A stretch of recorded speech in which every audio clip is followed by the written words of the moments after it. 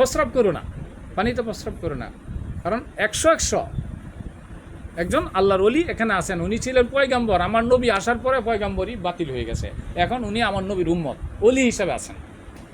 বিভিন্ন জায়গা দিয়া মাটি ভাঙ্গালো জায়গা, বন্যা ভাঙ্গা, আগে আমার আমলের আলেম ওলামারা ওলি ছিলেন, তখন এর আগে এটা করলেন, কন্ট্রোল করতেন, ওনার কাছে চাইলে দিয়া দিত।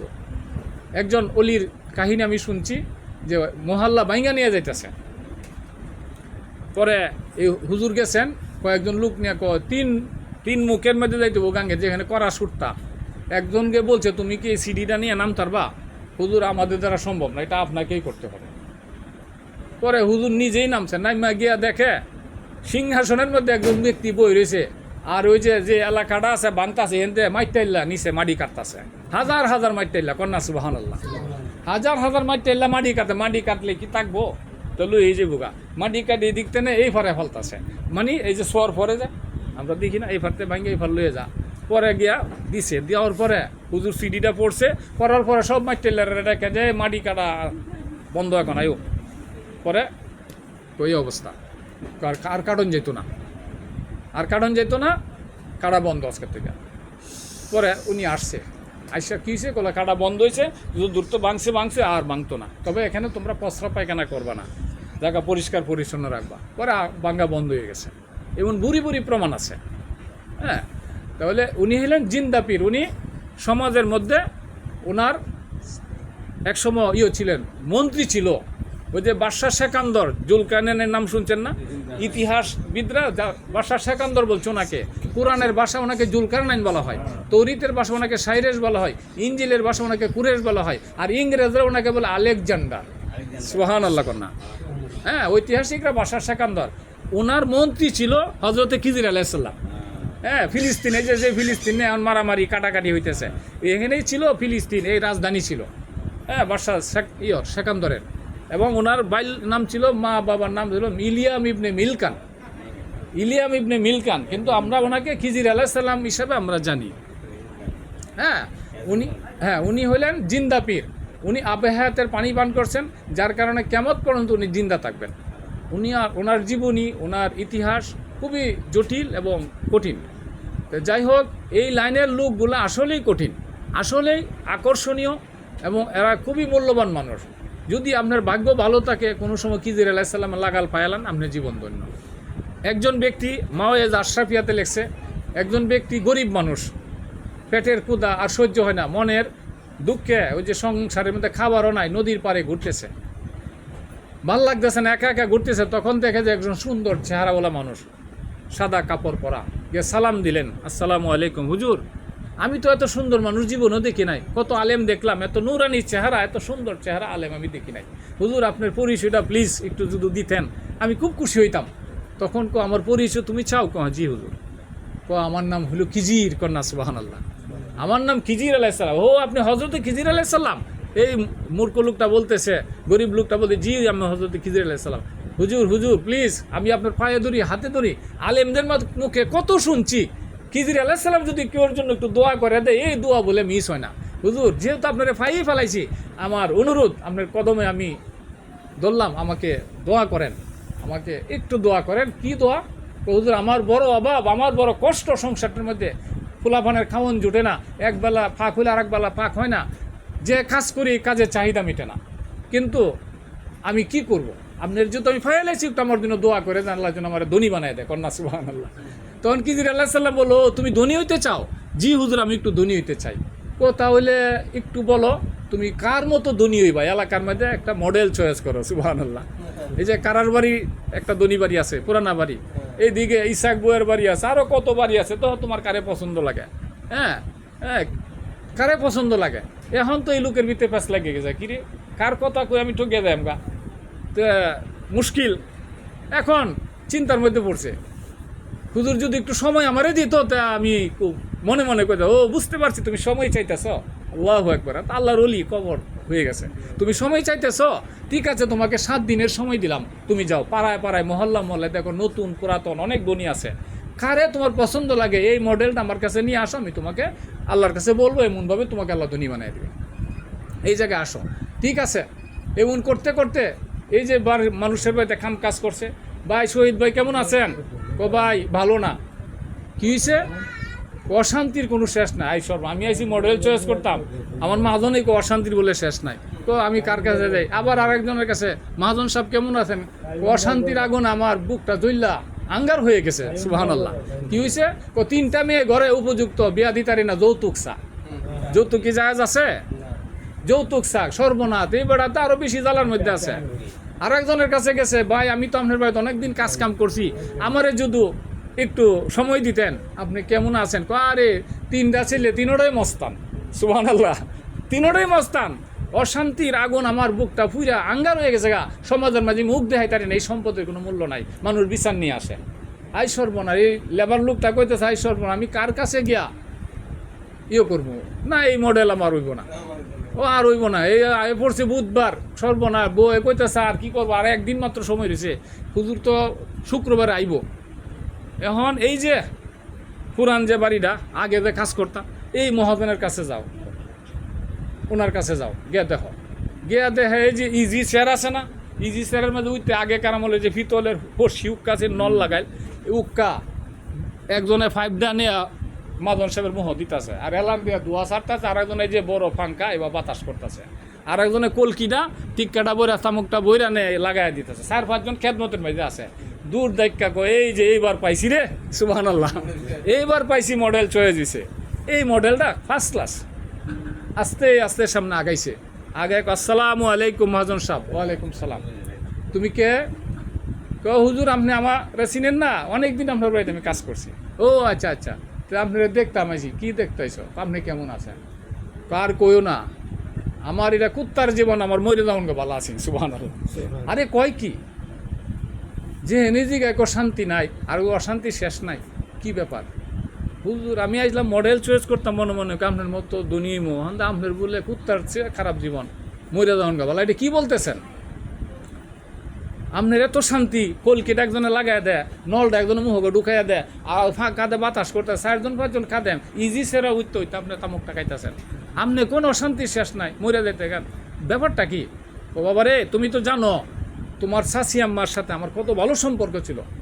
হ্যাঁ, কত ভালো সম্পর্ক ছিল, একজন আরেকজনের জন্য জীবন দিতে রাজি। কিন্তু হঠাৎ করে তোমার শাশি আম্মা অসুস্থ হয়ে গেছে, মেডিকেল গেছে, যাওয়ার পরে ডাক্তার বলছে রিপোর্ট তো ভালো না, যে কোনো সময় আপনার ওয়াইফ মারা যাইতে পারে। তখন বিচ্ছেদ বেদনায়, হ্যাঁ, যদি বিবি ভালো হয় তাহলে তো স্বামী কান্দে, ওই জীবনও দ্বিতীয় স্ত্রী গ্রহণ করে না। আর যদি খারাপ হয় আগে তো তালাক দিয়ে দেয়, মানে আছে না, সংসার ভেঙে দা। আবার যদি স্বামী ভালো হয় সে সারা জীবনে বিবি কান্দে। স্বামী স্ত্রীর জিন্দিগিটা তো মধুর জিন্দিগিটা মনে, যদি ভালো হয়। কিন্তু তোমার শাশি এত ভালো আমার জন্য, যখন মইরা যাবে ওই কথা শুনে আমার আর চোখের পানি রাখতে পারি না। তখন তোমার শাশি জিজ্ঞাসা করে, কান্দো কেন? কান্দিতে যে রিপোর্ট তো বেশি ভালো না, ডাক্তার বলছে 1 সপ্তাহ বেশি তুমি বাঁচবা না, বলছে বাড়িতে নিয়ে যেতাম, যা মনে চা খাওয়াইতাম। হ্যাঁ, তোমার মহব্বতে আমি কান্দি। ও বুঝতে পারছি, আমার মহব্বতে কান্দো, পুরুষ মানুষের মহব্বত। বড় 40 দিন যাইব, পরে তো আরেকটা বিয়া কি করে লাইবেন। আমার বিশ্বাস করো, খুদার কসম, আমি তোমার মহব্বতে কান্দিস, আমি জীবনে কোনোদিন আর সংসার করব না। কয়টা বুঝি পুরুষ মানুষ কত কথাই কত কথাই বিশ্বাস করে না। পরে তোমার শাশিকে বুঝানোর জন্য পরে আমি আমার লজ্জাস্থানটা আমি খাইতে ফেলাইছি, আইনা ইয়ে করলাম, দেখো প্রমাণ করার জন্য। পরে তো তোমার শাশি কয় সময় এটা কী করলেন? তুমি যে বিশ্বাস করো না, নাও আমার সালানি শেষ করে দিলাম। খুব কঠিন ভালোবাসা। এরপরে কুদরত বোঝা মুশকিল, তোমার শাশি তো বাড়িতে আনছি, পরে এভাবে আস্তে আস্তে আস্তে আস্তে ওষুধ খাইতে তো রুগী ভালো হয়ে গেছে, আর তো মরল না। সুবহানাল্লাহ কোন আল্লাহ কি না পারে, আর তো মরল না। এখন তো আমার তো আর সালান নাই, তোমার শাশি আমার কাছে আর আসে না। এই যে ফান খায়া চুন আঙ্গুলো লাগায়া পাড়া মহল্লা এবারই ঘুরে জিনা ব্যবচার করে। এই যে ছোটো ছোটো পোলাফান যা দেখতেছে, এগুলো একটা আমার না, সবগুলাই হারামজাদা, একটা আমার ঘরের না। আর যেটি বড় হয়েছে এটি আমার চাকু নিয়ে আয়, চুরি নিয়ে আয়, যেহেতু হারামজাদা, এটা আমার সংসারে খাইতেছে, বড় হয়েছে, কিন্তু সন্তান আমার না। এই জন্য বলি যে আমার যদি মৃত্যু হয়ে যেত তো সবচেয়ে ভালো আছেন। এই লেবার লোকটা, গরিব লোকটাকে সর্বনাশ, এমন দনিত হন যাব না, এমন দনিত হন। আমি তো মনে করছিলাম বেশি ধনী হইলে, টাকা পয়সা হইলে সুখ শান্তি, এই এলাকার কোনো ধনী তো বললো না যে আমি সুখে আছি। এক একজনের তো এক এক যন্ত্রণা, সর্বনা, এর তো মারাত্মক যন্ত্রণা। এই যন্ত্রণা তো সহ্য করার মতো না। পরে বিবির কাছে গেছে, বিবি মডেল চয়েস হয় না, কী করা, এখন তো হুজুর শুক্রবার আইব, যাই হুজুরের কাছে যাই। গিয়া দেখে হুজুর দাঁড়ায় রয়েছে। আমরা ওদা দিলে কি আর খার হয়ে থাকলাম, বাগজি আমরার মতো মৌলবী সাহেব ওদা ঠিক রাখতে পারবো, বেটারা বুগাতে বাগাইছি, আমিও বাগি। হুজুর আয় কার হয়েছে, হুজুর আইসি। বাবা মডেল চয়েস হয়েছে, এলাকার কার মতো তুমি ধনী হইবা? তখন এই লোকটা বলতেছে, হুজুর আমার ধনী হওয়ার দরকার নাই। সুবহানাল্লাহ কোন, আমার ধনী হওয়ার দরকার নাই। কেন বাবা, কেন ধনী হইবা না? এলাকার ঘরে ঘরে আমি ঘুরে ঘুরে দেখছি, এলাকার কোনো ধনী বলল না যে সে সুখে আছে। সুবহানাল্লাহ। তাহলে তুমি কি হইবা? তো হুজুর আমার জন্য আপনি দোয়া করে দেন, আমি যেন আল্লাহওয়ালা হয়ে যাই। সুবহানাল্লাহ। আমি যেন আল্লাহর ওলি হয়ে যাই, আল্লাহ যেন আমাকে বন্ধু হিসাবে গ্রহণ করে, আমার আর এগুলার দরকার নাই। তখন খাজা খিজির আলাইহিস সালাম এই ধনী লোকটা, এই গরিব লোকটার জন্য দোয়া করে দিছে, যাও আল্লাহ তোমাকে ওলি বানায় দেব। তখন দেখা গেল এলাকার ধনী ধনী লোকজন, মেম্বার, চেয়ারম্যান ইলেকশনের সময় হুজুর একটু দোয়া করেন। বেটা কিন্তু লেবার অন হুজুর হয়ে গেছে গা, দোয়া করলে কবুল হয়ে যা, আমার জন্য একটু দোয়া করেন, আমার ছেলেটা ইলেকশনে দাঁড়াইব, আমার বাতিজাটা মেম্বারি দাঁড়াইব, এমন একটা সমস্যা, এমন একটা মামলায় পড়ে গেছি। এখন দেখা গেল এই বেটার সে সম্মানী লোক আর নাই। কন্যা সুবহানাল্লাহ। এই জন্য বলছে মাল্লাহুল মাওলা পালাহুল কুল, তুমি যদি আমার হইতে পারো, সমস্ত সৃষ্টি জগৎ তোমার হয়ে যাবে। সুবহানাল্লাহ। এই জন্য খাজা খিজির আলাইহিস সালামের বিষয়গুলা খুবই আপনার মধুময়, খুবই সুন্দর। আমি আরেকটা ছোট ঘটনা বলে শেষ করছি। এই উনি কিন্তু সর্ব অবস্থায় পানির মধ্যে, বন জঙ্গলে, এগুলা ওনাকে দায়িত্ব দেওয়া হয়। এখানে উনি থাকেন সারা বছর, উনি কিছু খায় না। আবে হায়াত পান করার পর সমস্ত খাবারের রুচি নষ্ট হয়ে গেছে। বছরে একবার হজের মৌসুমে জমজমের পানি পান করে এবং জমজমের পানিতে একবার গোসল করে। সুবহানাল্লাহ। হ্যাঁ, তো উনি একসময় শহরের মধ্যে ঢুকে গেছে, শাম শহর, বর্তমানে যেটা সিরিয়া। আগেকার আমলে মানুষ শাম দেশ বলতো, সিরিয়া। এই যে এখন এই যে যুদ্ধ বিগ্রহ হচ্ছে, এখানে ঢুকে গেছে, আইসা সিরিয়ার বাজার উঠে গেছে গা। মনটা চাইছে আর কি পানির মধ্যে তাই, জঙ্গলে তাই, একটু এলাকার মধ্যে একটু ঘুরানতে দেখি। আয়োজন উঠছে, এক ফকির তো নাসুর বন্ধের সাথে লাগছে। হুজুর আমি 3 দিন ধরে কিছু খাই না, আমি আপনার কাছে কিছু সাহায্য চাই। বাবারে আমার কাছে তো টাকা পয়সা নাই, আমি তোমার হুজুর আপনারা দেখলে মনে হয় না আপনার টেহা নাই। সুবহানাল্লাহ। ধরুন আমি খুব সুন্দর পোশাক পরছি, কিন্তু আমার পড়াটা টেহা নাই। তো ফহির বেড়া তো এটা বুঝতো না। হ্যাঁ, তো আমার আপনারা দেখলে মনে হয় না আপনার টেহা না, আর আমার আপনি যে দিতেন না এটাও আমার বিশ্বাস হয় না। বাবা আমার কাছে কোনো টাকা নাই, কোন না এটা মনে আমার বিশ্বাস হয় না, আমার দেউন লাগো। হুজুর জায়গায় এই রুটে, ওই রুটে নাসুর বন্ধ হয়, মানে পুরা মাথা খারাপ করে ছাড়ছে। পরে বাবা দেখো তুমি ঘুরতেছ আমার পিছিয়ে পিছিয়ে, আমার চেহারা ছবি দেখা, আসলে আমার কাছে কোনো টাকা নেই। উনি তো দুনিয়ার কোনো খাবারই কানা, তা কে হাতে কী করতো? হ্যাঁ, তো এরপরে আচ্ছা ঠিক আছে, তোমার যেহেতু অভাব, তোমার কত টাকা দরকার আপনি যা দেন। ঠিক আছে, এই বাজারে তো মানুষ বেচা কিনা হয়, আগে তো মানুষ বেচা কিনা হয়, তো তুমি আমার যে ওই যে গোলাম বিক্রি করে এখন নিয়ে যাও, এখন আমার বিক্রি করে দে, যা পাও তুমি লিয়ে যাও, তবু আমার মুক্তি দাও। সুবহানাল্লাহ। কারণ আল্লাহর নামে তুমি চাইছো, আল্লাহর নামে কেউ চাইলে যদি সাধ্য তাকে দেয়া দেওয়া। হ্যাঁ, খাজা খিজির আলাইহিস সালাম সমাজে আইসা একটা বিপদও পড়ে গেছে। আল্লাহর তো ওনার নিষেধ, সমাজে আসা যাবে না, ওনার ডিউটি হলো পানির মধ্যে, কিন্তু মনটা চাইছে একটু সমাজে, এই যে আই ফেরাসানির মধ্যে পড়ে গেছে। পরে কি করবো, এক জায়গায় গেছে, নেয়া খাড়া করছে, দেখে তো বড় বড় ধনীরা, সদাগরটা তো দেখে পাগল হয়ে গেছে, এত সুন্দর চেহারা গোলাম, আরে সর্ব নুরানিছে, বেটা তোর গোলাম না, বেটা বাদশার বাদশা। সুবহানাল্লাহ। হ্যাঁ, পরে 400 স্বর্ণ মুদ্রা দিয়া এই ফকির বেটা এটা বেচালাইছে, বেচা টেহা লইয়া বাগছে, 400 স্বর্ণ মুদ্রা, ফকির ধনী হয়ে গেছে। হ্যাঁ, পরে ওনারা নিয়ে গেছে বাড়ি, সদাগর নিয়ে কইতাছে, তুমি কি খাবার পছন্দ করো? সুবহানাল্লাহ। উনি কি খাইব নাকি? পরে হুজুর আপনি যা খাওয়াইবেন, আইসব মানে বাধ্যগত গোলাম, তো কোন কাম তুমি করতে রাখো, আপনি যে কাম দিবেন। সুবহানাল্লাহ। তুমি কোন ঘরে থাকবা, আমার এই যে হয় যে মহলগুলা, অনেক মহল, জমিদারি মহল, কোনটা থাকবা, আপনি যেটা রাখবেন। সুবহানাল্লাহ। কারি সর্বনা, এটা দি সাংঘাতিক গোলাম, এই গোলাম তো জীবনও সারণ যেত না। হ্যাঁ, ঠিকই আছে, তারে আমি আমার মনের মতো হয়েছে, তারে রাহন লাগবো। এরপরে দেখা গেলো খাম দে, কই যে ফাতরের টালদা এইটি তুমি 2-1টা লেবার টেবার তোমার লগে দে, তুমি দে এটা সিস্টেম করো, তোমার করলে তুমি দেখা দিবা, খালি তুমি যে সুন্দর মাও তোমার কাম হরানি যেত না। সদাগর আবার জ্ঞানী। পরে না না আমার আনছেন গোলাম হিসাবে কিন না, আমি মুনি লইতেন কিনলে গেলে দরকার নাই পারি এটা তুমি কেমনে কি করবো কাজ সামনে যাইন গা গরমে ঘরের থেকে বেড়া খাওয়া দাওয়া করে দেয় পুরা হাতরের টাল দেখলা 10টা 15টা লেবারও 2-4 দিনে পারতো না কখানের মধ্যে লুয়ে গেছে বেড়াল তো আল্লাহর ওলি ফেরেস তারা লুয়ে গেছে গা তার কালি টাচ করছে লুয়ে গেছে গা কি তুমি কেমনে কি করলে এটা সাইরালছি হুজুর আরে সর্বনাশ। এরপরে বাজার সদায় সব তারে দিয়ে করা, একটা পয়সা কোনো বেশ কম করে না। এমন কিছু লোক আছে না, কর্মচারী আছে না, 2টা 1টা চুরি করবই। হ্যাঁ, বাড়িওয়ালা খুব চালাক, আর একদিন কি করছে দিছে 10 পয়সা কয়েকটা চকলেট নিয়ে আসো, চকলেট অন দে আজকে কেমনে চুরি করো মনে মনে কইতাছে বাড়িওয়ালা। কইতাছে আর চুরি তো করবই যে কোনোভাবে, ওর চকলেট কিনা কুলছে, কুললে 2-3টা সুশান দিয়ে আবার বইরা তুই দিছে। বাড়িওয়ালা কিরে আজকে কেমন মারলে? বেশি চালাকি করেন না, আপনি ধনী হইতারেন আমি গরিব হইতারেন, কিন্তু জ্ঞান আপনার থেকে কম না, কিন্তু ভাগ্যের দোষে আপনার বাইত কর্মচারী। হ্যাঁ, পরে কেমনে কি করছ কল আজ কুললা 2-3টা সুশান দিয়ে পরে এটা ঢুকাইছি। সুবহানাল্লাহ। মানে কোনো না কোনো একটা চুরি করবো, যার হাট টানের অভ্যাস আছে, চুরির অভ্যাস আছে, এটা করবোই। বাড়িওয়ালা কো বাবা তোর কাছে আমি সারেন্ডার, তোর যেটা লাগে আমার কইস, আর তোর মুহের জোড়াটা আমরা কইস না। হ্যাঁ, তো এমন যার অভ্যাস খারাপ যত কিছু চুরি করবোই। হাদিস শরীফ আছে প্রত্যেক জিনিস তার জাতির দিকে দাবিত হয়, এটা টানবো এটা। কিন্তু এমন একজন সৎ লোক পাইছে তার কোনো 19-20 করে না। পরে তারে দিয়া কইতাছে বাবা রে আমি একটু যামোগা বিদেশ, একটা বড় ইঞ্জিনিয়ারের কাছে এই যে পাথর টাথর আনাইছি, আমি একটা বাড়ি করব, আমার স্বপ্ন, আমার তো টাকার অভাব নাই, একটা স্বপ্ন একটা বাড়ি করে তুই যাবো এই দেশের মধ্যে যেন মানুষ বুঝে যে যাচ্ছে ভালো বাড়ি আর না, এত সুন্দর বাড়ি আর নাই।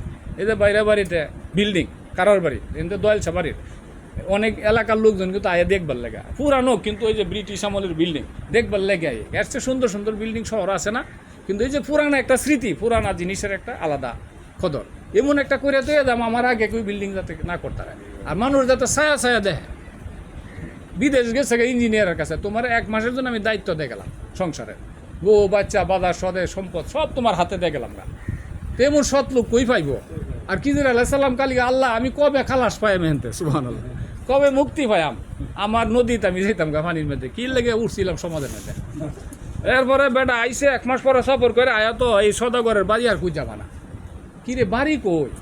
এই বেটা মানুষের দিঘা কি গো আমরা বাড়িটা কোনটা? সদাগর আপনার কি ভূতে ধরছে? সুবহানাল্লাহ। কইটাই তো আপনার বাড়ি? আরে আমার বাড়ি এটাই তুই গেলে, আমার বাড়ি তো নর্মাল ছিল, এই পাহাড়ের পাথর টাথর দিয়ে আমিও করে কোনো রকম রাখছিলাম, এটা এত সুন্দর বিল্ডিং আধুনিক ডিজাইন, ওইটাই আপনার বাড়ি? আরে কি হয় কি, এটা তো অবিকল, আমি যে ইঞ্জিনিয়ার কাছ থেকে বিদেশ থেকে ম্যাপ নিয়ে আইছি, হ্যাঁ আর্কিটেক্টের ইঞ্জিনিয়ার কাছে ম্যাপ নিয়ে এই ম্যাপের বাড়ি দিয়ে করে তুই দিছে। সুবহানাল্লাহ সুবহানাল্লাহ। এইটা কি তা? পরে বাড়ির ভিতরে ঢুকছে দেয় বউ বাচ্চা, কি গো তোমরা কো আমরা তো এই বাড়ি তো যে গোলাম রাখছে, গোলাম হয়তো বানাইছে। আরে কি কেমনে কি করলো? বেটা দৌড়লে ফেরেস তারা তার লগে কাম মরে, এটা তোর এরা দেখে না সবাই। সুবহানাল্লাহ। এবং যে স্বপ্ন তার ছিল অন্তরের ভিতরে, এই স্বপ্নের বাড়ি সে বানায় বই রয়েছে। হাই হাই, এটা কি তা মানুষ না ফেরেস? আমি কারে আনলাম? সুবহানাল্লাহ। গোলাম হিসাবে আমি তারা কি করলাম? পরে কইতেছে বাবা রে আপনার পরিচয়টা দেন। পরিচয় দেখেন হুজুর আমি হইলাম কিন্তু গোলাম না, আমি এমন এমন ঘটনা বিপদ হয়ে গেছি, কহিটা খুশি হওয়ার লাগে আল্লাহর না এলে বেজার হয়ে যাবো গা, আরে যেহেতু হাত পাচ্ছে আমি নিজে গোলাম হইয়া বিহি হয়ে আপনার বাড়িতে আমি কামলা কাটতেছি, আমি কিন্তু খিজির আলাইহিস সালাম। সুবহানাল্লাহ। পরে তো হার মধ্যে পড়ছে আঞ্জাদে সব মনে আপনি বেজার হলে তো আমি ধ্বংস হয়ে যাম গা, না তুমি ধ্বংস হইতা না, তুমি তো আমার সুযোগ দিছ এই হইটা খুশি করার লাগে। তো এখন হুজুর আপনি আমার বাচ্চা সারা জীবন আমার 14 গোষ্ঠী আপনার গোলামি করবো, আরে বেটা গোলামি করার লাগে তো আমার বানাইছেন, আমার ডিউটি আছে, তুমি যদি আমার মুক্ত দাও বিনা পয়সা তাহলে আমি তোমার উপরে খুশি। আচ্ছা পরে হুজুর আপনার মুক্ত দিলাম, জানি আমার উপরে কোনো দাবি রাখুন না, আমি ধ্বংস হয়ে যাই গা। আরে তুমি কি জানো এটা তো আমি ইচ্ছা করেই করছি এই বইটা খুশি করার লাগে। তাহলে এলেন না হইলো কাজা খিজির আলাইহিস সালাম। ওনার এমন অগণিত ঘটনা আছে বইলা শেষ করার মতো কোনো সুযোগ নাই, শুধু শুরুই করা যাবে, শেষ করার মতো কোনো ক্ষমতা নাই।